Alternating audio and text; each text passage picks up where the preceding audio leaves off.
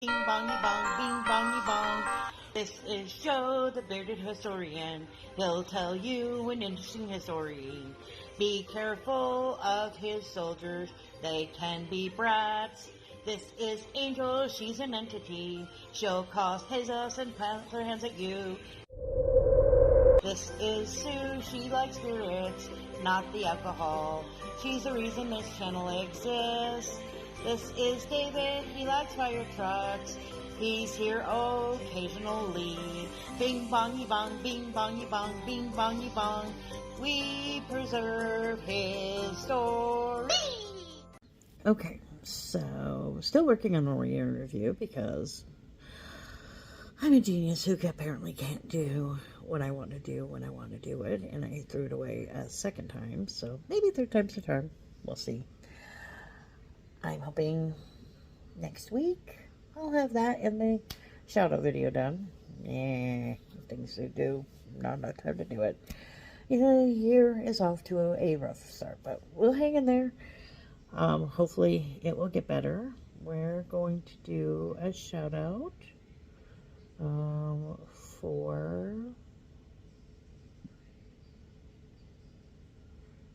Wayback Wednesday. And we're going to do,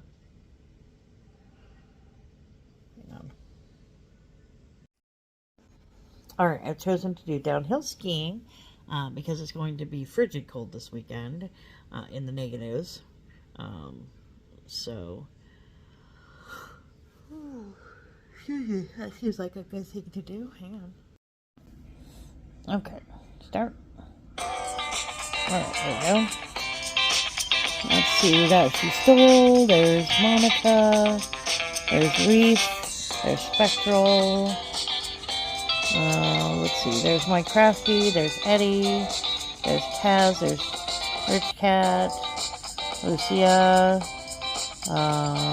Marketplace, Aishia, Visiting, Baked, Derek, Alice,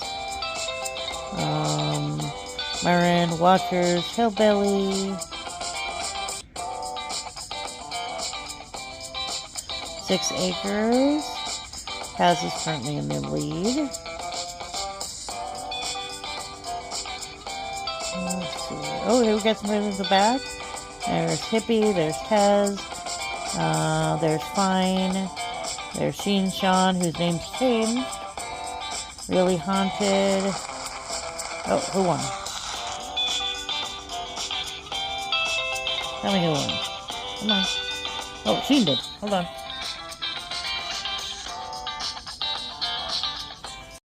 Okay, as I said, I changed his name, and if I get this wrong, I apologize. I'm not good with words or names. Cinephile? Sanity? Maybe? Question mark? And he doesn't have much of a description because he's one of those people. I'm just kidding. I know it can be hard to describe your channel. As you can see here, he does a lot of movies. He's got giveaways. He's got lots of horror stuff. If that interests you, check him out. Like, share, comment, and have a good day. Okay, Mr. Butt, what are you going to tell us? Today, we're going to talk about history. What a surprise. It's Wednesday, kids. But today, we're going to take and have a little bit of fun. Call it a family reunion, if you will. My wife's maiden name is James, for those of you who haven't heard it before.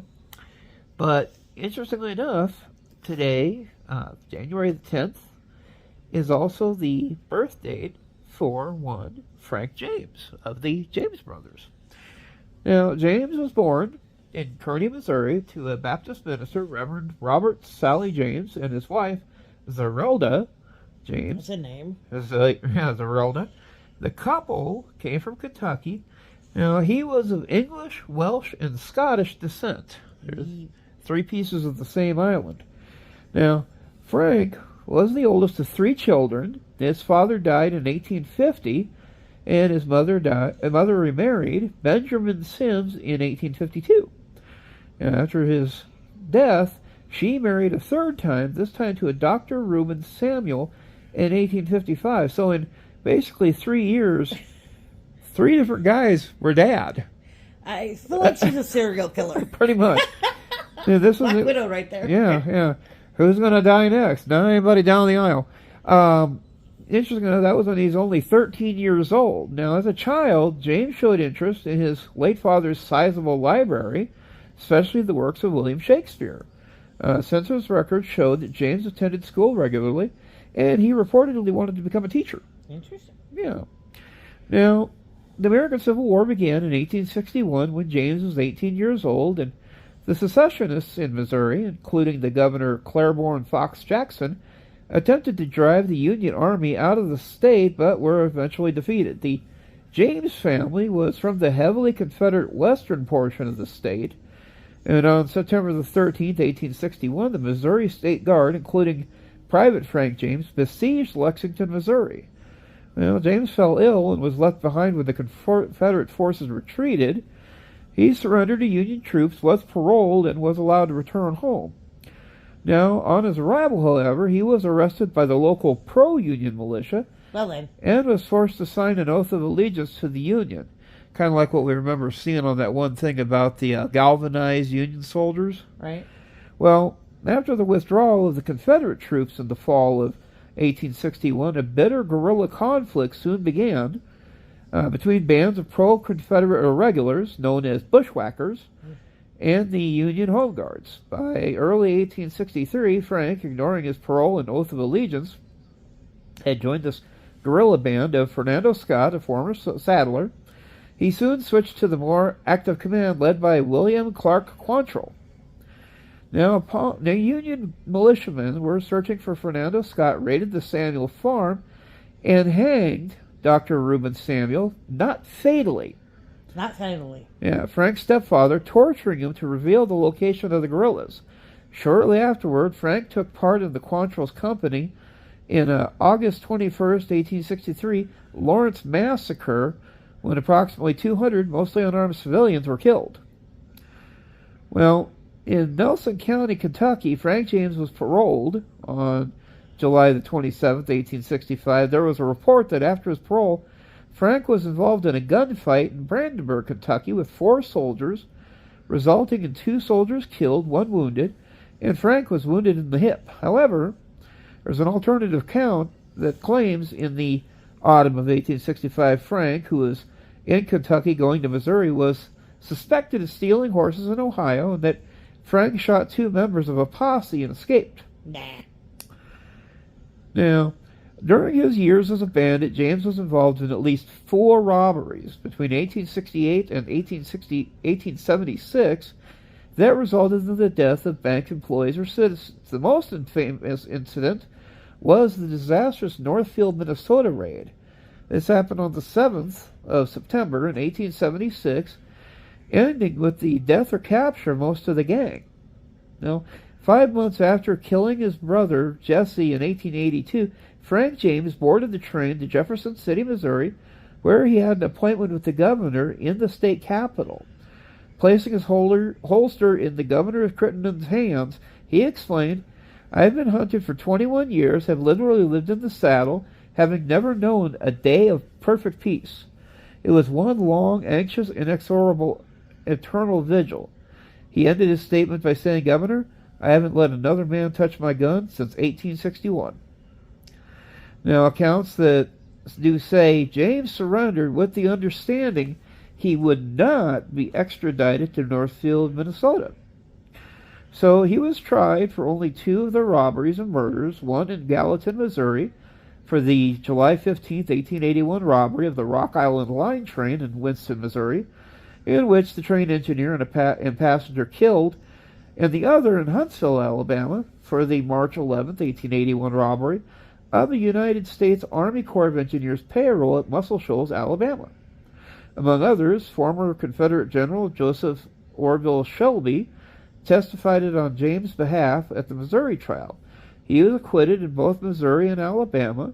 Missouri accepted legal jurisdiction over him for other charges, but they never came to trial. He was never extradited to Minnesota for his connection with the Northfield raid. Now, his New York Times obituary summarizes his arrest and acquittal, In 1882, Frank James surrendered in Jefferson City, Missouri. After his surrender, James was taken to Independence, Missouri, where he was held in jail for 3 weeks, later to Gallatin, where he remained in jail a year awaiting trial. Finally, James was acquitted and went to Oklahoma to live with his mother. He never was in the penitentiary and never convicted of any charges against him. Last 30 years of his life, actually, James worked as a variety of jobs, including a shoe salesman in Nevada, Missouri, and then a burlesque theater ticket taker in St. Louis. Really? One of the theater's spins to attract patrons was the use of the phrase, "Come get your ticket punched by the legendary Frank James." That seems mean. Yeah. He also served as an AT&T telegraph operator in St. Joseph, Missouri. James took up the lecture circuit while residing in Sherman, Texas. And then in 1902, former Missourian Sam Hildreth, a leading thoroughbred horse trainer and owner, hired James as the betting commissioner at the Fairgrounds racetrack in New Orleans. He returned to the North Texas area where he was a shoe salesman for the Sanger brothers in Dallas. The Tacoma Times reported in July of 1914 he was picking berries at a local ranch in Washington State and planned to buy a farm nearby. He was also part of a Chicago investment group which purchased the Fletcher Terrell's Buckskin Bill's Wild West show, third in size after Buffalo Bill and the Pawnee Bill shows. In his final years, James would return to the James farm, give tours for the sum of 25 cents. He would die there at the age of 72, February 18th, 1915. He left behind his wife, Annie Ralston James, and one son. Now, interesting enough, he would go on to be recognized and his image played multiple times in movies. Henry Fonda played him in 1939 in the movie Jesse James, as well in the 1940 sequel, The Return of Frank James. Al Taylor would play Jesse James at Bay in 1941. 1946, Tom Tyler played in the film Bad Man's Territory. In 1949, Tom Tyler would reprise the role in I Shot Jesse James, an account from the Robert Ford's viewpoint, and the first Western directed by Samuel Fuller.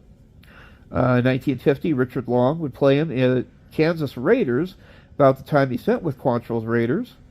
In 1954, Richard Travis would play Frank James in The Stories of the Century. In 1957, Jeffrey Hunter played the true story of Jesse James, alias Frank James. Not the fake story. No. In 1959, Jim Davis played Frank James in alias Jesse James. Apparently it was a good story, and I mean they had movies for him going well into 1994, 1995. 2001, 2007, 2010, 2018. So it's a story that keeps going on with the history of it. It's those brothers were kind of famous. They were kind of like the good guy outlaws. Yeah, my grandfather used to say that they were kind of like Robin Hood. They were mostly doing it to save the family farm. Yeah. And if other people could benefit, well, hey, why not? Exactly. And take and talk a little bit about the James brothers after the Civil War. They mention here, with Jesse, his brother, outlaws, bank robbers, train robbers, guerrillas, leader of the James Younger Gang. They were raised in the Little Dixie area of western Missouri and working with the bushwhackers. William Quantrill was quite a interesting character in his own right with Bloody Bill Anderson. They were accused of committing atrocities against Union soldiers and civil abolitionists, including the Centralia Massacre in 1864. But again, after the war, various gangs, not just Frank and Jesse, would go after banks, stagecoaches, trains across the Midwest, gaining national fame and often sympathy, despite the brutality of their crimes. The James brothers were most active in their own gang from about 1866 until 1876, and that's when the Northfield bank robbery went really bad. Right. Several members of the gang were captured or killed. If I remember right, they actually escaped by riding into South Dakota and made a legendary jump over the, I'm trying to remember the name of the canyon. but it's. Let me see if they even got it in here for the history books. James Younger Gang. I don't know the answer to that one. I'm sorry. Yeah, no problem. I know nothing. The Pinkertons. Yeah, the Adams Express Company turned to the Pinkerton National Detective Agency to stop the James and Younger Gang. The Chicago-based agency worked primarily against urban professional criminals, as well as providing industrial security, such as strike breaking. Because the gang received support from so many former Confederate soldiers in Missouri, they kept eluding the Pinkertons. Joseph Wilcher, an agent dispatched to infiltrate Zerelda Samuel's farm, was soon found killed for some reason. What? Two other agents, Captain Lewis J. Lowell and John Boyle, who were both sent after the Youngers. Lowell was killed by two of the Younger brothers in a roadside gunfight in 1874, and before he died, Lowell shot John Younger. A deputy sheriff named Edwin Daniels also died in the skirmish. Alan Pinkerton, the agency's founder and leader, took on the case as a personal vendetta. He began to work with former Unionists who lived near the James family farm, and on the night of January 25, 1875, they staged a raid on the homestead. Detectives threw an incendiary device into the house. It exploded, killing James's younger half-brother Archie, named for Archie Clement, and blowing off one of Zerelda Samuel's arms. Afterwards, Pinkerton denied that the raid intent was arson, but biographer Ted Yeatman found a letter by Pinkerton in the Library of Congress in which Pinkerton declared his intention to burn the house down. Oops. Yeah, talk about lying. Many residents were outraged in this raid on the family home. The Missouri State Legislature narrowly defeated a bill that praised the James and Younger brothers and offered them amnesty. Allowed to vote and hold office, again, former Confederates in the legislature voted to limit the size of rewards the governor could offer for fugitives. This extended a measure of protection over the James Younger gang by minimizing the incentive for attempting to capture them. The governor had offered rewards higher than the new limit only on Frank and Jesse James. Well, across the creek and up the hill from the James house was the home of Daniel Askew, who is thought to have been killed by James and the gang on April 12, 1875. They might have suspected Askew of cooperating with the Pinkertons in the January 1875 arson. Well, the gang, as I mentioned, September 7th, 1876 is the opening day of the hunting season in Minnesota, and the James Younger gang attempted to raid the First National Bank of Northfield. Here's where it gets ugly. The robbery quickly went wrong, however, and after the robbery, only Frank and Jesse James remained alive and free. Cole and Bob Younger later said they selected the bank because they believed it was associated with the Republican politician Adelbert Ames, the governor of Mississippi during Reconstruction, and Union General Benjamin Butler, Ames's father-in-law and the Union commander of occupied New Orleans. Ames was a stockholder in the bank, but Butler had no direct connection to it. Well, the gang attempted to rob the bank in Northfield about 2 p.m. To carry out the robbery, the gang divided into two groups. 3 men entered the bank, 2 guarded the door outside, and 3 remained near a bridge across the adjacent square.